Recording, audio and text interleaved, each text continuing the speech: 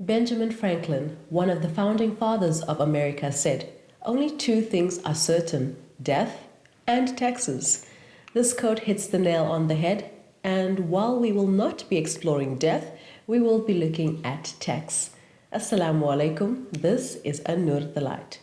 Tax season is upon us, and we paid the South African Revenue Services a visit to help us with filing our tax forms. Tax is one of life's certainties and the most important way in which government collects money to pay for services and facilities is by collecting taxes. For this, the South African Revenue Services was set up as government's Department of Tax Collection. I'm an agent. My detailed description is I'm assisting clients with completing returns, doing registrations from VAT registration, pay-as-you-earn registration, and income tax registration. I also assist with clients with their day-to-day queries. A tax return is the time of year, the filing thereof, that a taxpayer gets the opportunity to declare all that he has received in the past year and to declare what he was deducted from his salary or such income, so that we only collect the tax that is due and not collect more or not collect less. So it's a time of reconciliation of all income earned in the previous tax year. Tax returns are incumbent on all citizens as this becomes the most important way of determining which taxes are due. Taxpayers must be registered and the process is simple and easy. A client comes to submit a tax return. We require an ID or driver's license, and then we also require supporting documents such as an IRP5 certificate, medical aid certificate, and a retirement annuity certificate if they've got. If a taxpayer is receiving traveling allowance, we need a logbook, and then all your supporting documents. If you're receiving interest from the bank, it's an IT3 bill from the bank.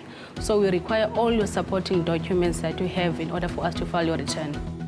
Once registered, tax returns must be filed every year. Over the years, SARS has simplified the process and there are various ways to file a tax return. The simplest way to file a tax return is obviously e-filing, because you can do it in the comfort of your office or in your home, and that's available 24/7, and people can file their tax return from the comfort of their own chair. If they feel a bit uncomfortable in doing it on their own, they can approach the SARS branch, and we have people who assist you to file it electronically on the SARS systems. We also have what we call the Mobi app, which is available on certain mobile devices, and we also have a Mobi web, which is also available on other devices where the app does not run. Now, very importantly though, that's a limited form that's available on the app and on the Mobi devices, but it obviously assists people to complete it. They can even do it on the way to work in the bus. They can do it from anywhere, and that's obviously available only from the 1st of July. But what I do want to say, and it's an important thing, is people mustn't be scared. We have on our e-filing process a very technologically advanced process where we've got a thing called Help You E-File. And you can actually get an agent to see the same screen and guide you through the process of filing on e-filing. And we would really like to encourage people, use the e-filing channel because it is easy and is help available during normal office hours that an agent can help you through the process. And for the majority of taxpayers, of course, they get a refund. And unless they're audited, that refund comes within 48 hours. The South African Revenue Services is doing all it can to help people to file proper tax returns, but mistakes can happen. None of us enjoy paying tax, but when one starts thinking of the bigger picture, it's our obligation to make sure that our country runs and works, and that there's the ability of government to provide infrastructure and services to the community, and it might be the roads, it might be hospitals, it might be schooling, the payment of teachers, payment of many other services that people enjoy. and without it, government can't function.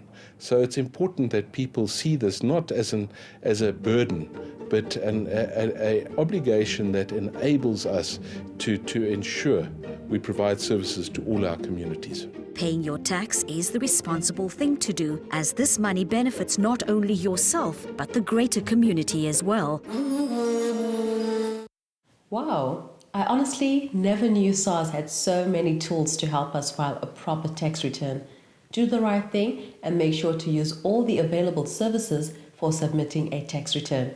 Next up is our wildly popular street style.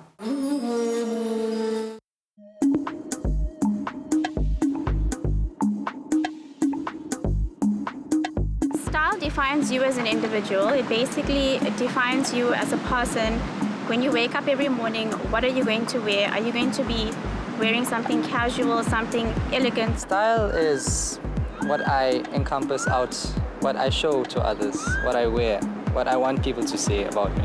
It's very easy to dress as a Muslim and to dress modestly and in an acceptable manner, because there's so many items that you can mix and match that are in fashion and trending at the moment, like the maxi skirt, the maxi dresses, the longer length coats, all things that are long and flowy, and you could just add your hijab on with a beautiful statement neck piece and you're good to go. As my religion, Islam influences how I feel, and how I feel encompasses how I project myself. By making myself more modest, I, as a Muslim, am able to fit in a contemporary society with modest wearing as well. The global trends can always be translated into modest wear. There's nothing that cannot, because even if you're wearing a halter dress and if you wear a nice inner or a kimono over, there's always a way to transform it into a modest look. Today I'm actually wearing a skirt that was designed by me. It's a vintage-inspired skirt that has a floral brocade. It's high-waisted and has pleats to give you the vintage look. I paired it up with a plain black shirt and a beautiful neck piece. I wore my hijab as a turban today. That's why I wore a high-collared neckline to cover up a bit. I usually like to keep things a bit formal and smart and casual. A long-sleeve shirt rolled up as well, with the formal pants, if not to cover myself. The Chinese collar helps me to keep cool at times as well when I read as well. Today I've got on an Aztec print jeans, which is actually quite on trend at the moment. I love bling. So I did a whole boho top, but with a little bit of bling to give it that wow factor. So you can take this garment going into the evening by just changing the boots, okay, which is also quite trendy at the moment with your wedge heel. And then just put on a stiletto bling bling heel and you're ready to take on the night. Accessories are a huge part of your outfit. It actually can pick up something that's absolutely plain, an outfit that needs no efforts in it. You could just wear a simple statement neck piece and your outfit would automatically look amazing. The fringe tassel bags are very in 2016. So that's why we've just coordinated it with the garment. A little bit of bling bling, a little bit of pearl, which is always classic. And who doesn't love diamonds? I take my influences from usually what I feel is important to me and what I value as an individual.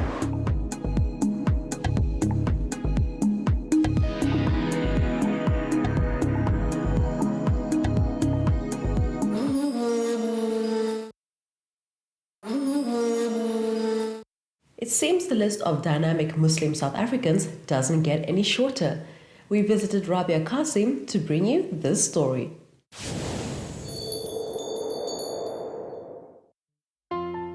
Architectural technologist, community worker and successful businesswoman, Rabia Qasim is well known in Laudium. Her business, established in 1990, was created as a result of many challenges she faced when starting out in the industry.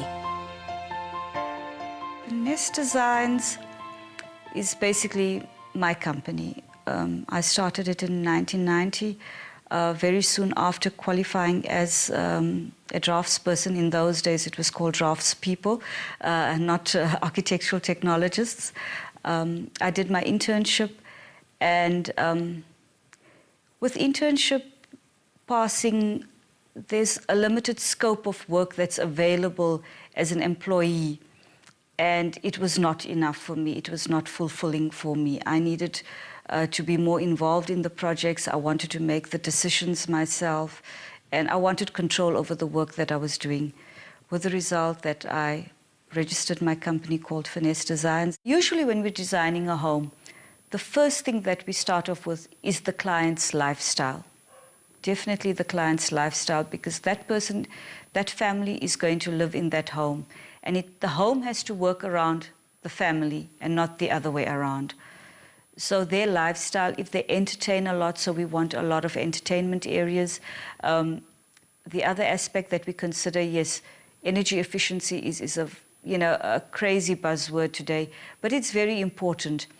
If a client lives in a home where the electricity costs are low, it becomes more sustainable and more pleasurable for them. Rabia can be seen on building sites throughout the area on most days, and the respect she has gained from both men and women in the field is unmatched. As a Muslim woman in a highly male-dominated industry, and when I say male-dominated, it doesn't necessarily mean discrimination. I think it's just the nature of the work. When I go onto site, I am the only woman on site. I haven't met or had an application from a female plumber or a female electrician or a bricklayer, or a guy that does the ceilings for me. So it's not specifically a discrimination, it's just the nature of the work. It's physical strength that is required on a building site. And at first, I think I was met with a little bit of cynicism, but you've got to prove yourself. I think in every walk of life, it is a little bit more difficult for a woman, definitely, because there's a stereotypical view of what women are able to do. But if you teach them something, and very often I find they're doing something incorrectly, and once I've taught them to do something correctly and effectively and make their lives easier, there is a lot of respect. And then they start, treating you very differently. And I think that respect is earned in every environment, not only in the building industry. So today, if I walk on site, they know me, they're familiar with me, and they'll actually call me if they have a problem on the site. On days when Rabia is not seen on construction sites or in her drawing room, she can be found chairing the Laudium Care Services for the Aged. About 3-4 years ago, I was approached by Adila Sunka, who is the director of a number of charitable organizations in Laudium. There was a position available on their board for Laudium Care Services for the Aged. And I was approached, if I could serve the board, if I could have some input in the guiding of the organization. At that time, yes, I think it was a natural thing. One lives in the community, and it's only natural that we serve the people that have brought us to where we are today. And I started off as a board member, progressed to be a vice chairperson, and about 3 years ago I was nominated and elected to be chairperson of Laudium Care Services for the Aged. Rabia Kassim's contribution as chairperson and as member of the board is unique in a sense that she has brought a corporate culture, introduced a corporate culture into our organization in streamlining a lot of the administrative procedures. And I think the board has really grown more professionally. And in terms of our outreach programs and involving the community and the business fraternity, her approach has been highly professional, placing the care services of our association on a very professional platform. It doesn't stop just there. Rabia holds an honours degree in psychology and is currently completing a master's in business administration. At this stage of my life, I think I'm sort of nearing a retirement age almost, but that doesn't mean that I'm ready to retire in any way. Fortunately, my profession will allow me to be able to draw a plan, design a plan, a home for years to come. So I think I will continue with that, for as long as I have the strength. Recently, I've noticed more and more people, younger people, looking to me for leadership, for mentorship.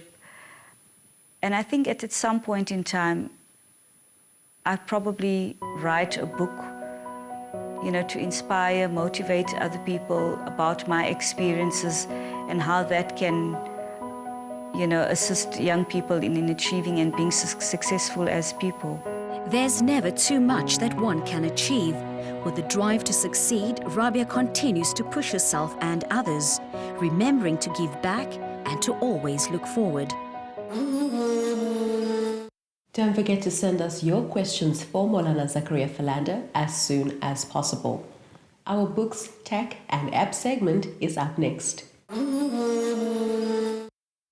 A Life of Social Justice is the commemorative biography of Dr. Rashid Ahmad Mahmoud Saluji, authored by historian and struggle stalwart Harun Aziz, chronicling the social, medical and political activism of the remarkable Dr. Saluji over a 50-year period. The biography is an inspirational read for all South Africans. The Sensu Artist Brush and Stylus is the latest must-have gizmo for artists, made up of 2 parts, a brush and a stylus, giving users the ability to digitally express their creativity, with metallic particles embedded in its bristles, making it conducive to use on touchscreen devices like iPads, iPhones and more.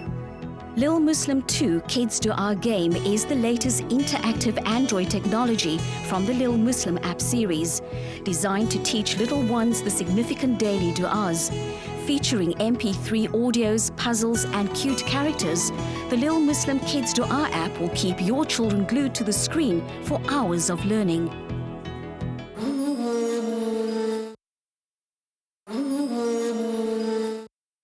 Our cooking segment has brought some amazing recipes, and this week is no different.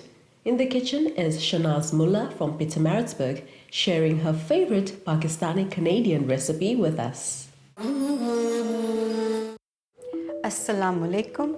I'm Shanaz Mullah, and today I'm going to be showing you how to make kause. Kause is a Burmese dish. It's a coconut chicken soup and served with noodles and condiments that I will be showing you later. I was first introduced to kause 35 years ago when I had a guest from Canada who used to live in Burma, and since then it's a favorite family dish that I prepare once a week. I'm now going to run you through the ingredients: onions, ghee, chicken that I'll be chopping up, turmeric powder, cinnamon sticks, cloves, dhana jeera, red chilies, green chilies, ginger, garlic, black peppercorns, salt to taste, egg noodles or spaghetti can be used as well, milk, coconut milk, some flour, coriander, green chilies, pickle masala or methi masala, fried pearl that I'll be using later for garnishing.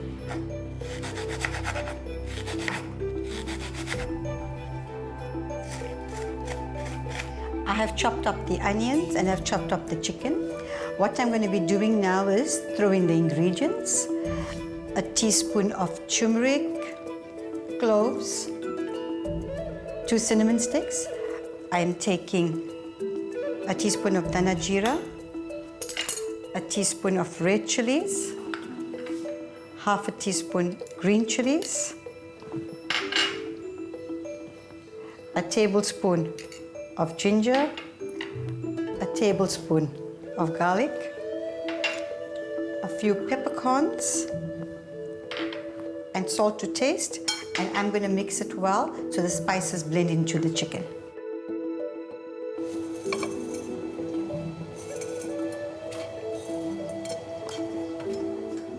I'm just loosening the noodles so it doesn't stick together and it cooks faster.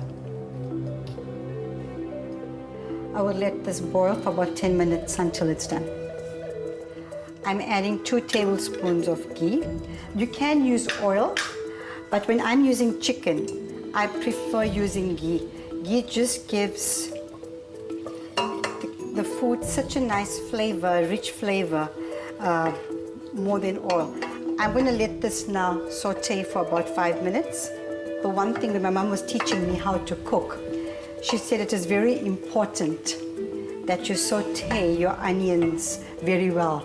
Your onions need to be clear in color, or else you'll always have a raw taste. My onions are now nicely sauteed. I'm going to now throw in the chicken.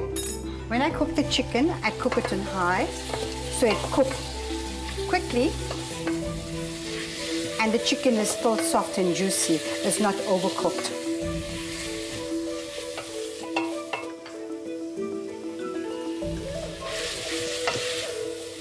Just a tablespoon. I move it away from the heat so it doesn't burn. I now add in the coconut milk and I stir it well. Put the pot back onto the heat. Now that I've cooked everything, I'm going to show you how to assemble it. I've placed the noodle. Scoop over the sauce. Next, part that has been fried, I throw it over. The onions that has lemon in it.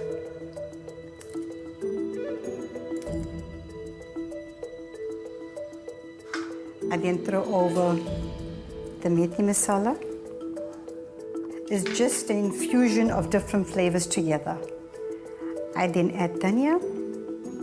If you want it a bit more spicy, you can add a chili. And here it is, your kause.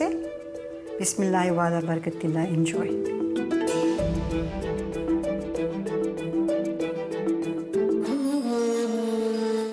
Yum!